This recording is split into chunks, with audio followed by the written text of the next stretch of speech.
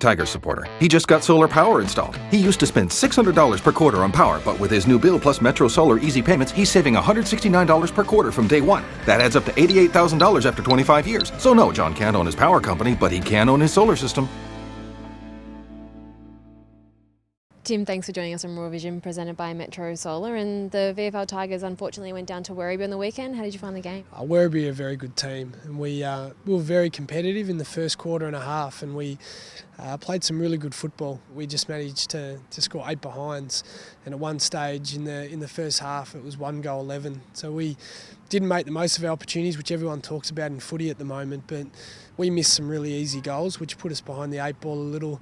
They were very good early in the second and kicked away, and it was hard to get back within 2 goals, similar to the week before. And in the last quarter, they kicked the first couple of goals, and then we dropped our guard a bit, and it opened up to a 50-point loss, unfortunately. There were a few injuries during the match. Did that affect the game at all as well?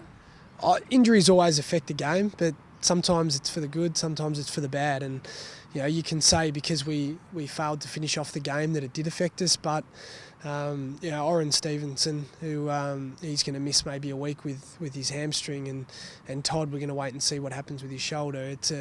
It's a shame that they miss out on their footy. I don't think it affected the game too much, but it's a shame for them because they're trying to improve their game, push for senior selection, and makes it harder when you're on the bench. And despite the loss, who were some of the standout performers for Richmond? From our boys, look, our defenders weren't as good as they've been the last couple of weeks. Our midfield was beaten by them as well. Our forwards tried hard. Aaron Edwards was solid again, won a lot of one-on-one contests, kicked a couple of goals, also missed a couple early. Ricky Peddard was good through the midfield. He's playing some really good footy. He plays down back when we need him to, plays through the mids, plays through the wings. We even got him in the ruck at one stage. When we lost Oren and we lost Todd, we needed someone to give Ivan a chop out, and he went into the ruck for a bit, which was a role he hasn't played. But Milesy got tagged. He's been one of our best players, and they put a heavy tag on him, and he fought hard all day, but we just didn't have the ball winners in there to help him out. So they're probably the better players on the day from Richmond listed point of view. Nick Wynn, who came in for his first game for a while on our VFL list, was quite good off half back, and really exciting to see him come in and have an impact on the game. And Lukey Conker provided plenty of energy early for us, and he's that small forward that's really probably the most informed small forward we've got at the moment. And Ivan Maric, he was nearly back to his best. How did you rate his game? Ivy was fantastic. He was up against 2 really good ruckmen who early on probably had the better of him.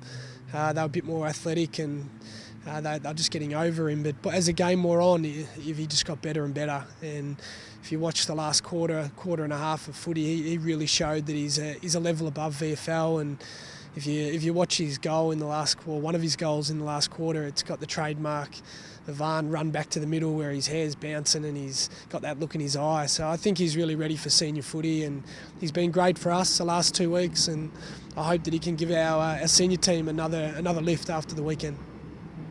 And then looking ahead to this weekend, it's a match against Essendon. What are you expecting there?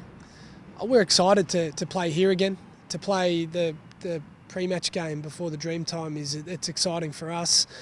We have a couple of Indigenous boys on our list, and unfortunately a couple of them can't play this week, but it's an exciting game. It's exciting to play again at Punt Road, and that's probably the best thing for us, is to play in front of our supporters in a big game.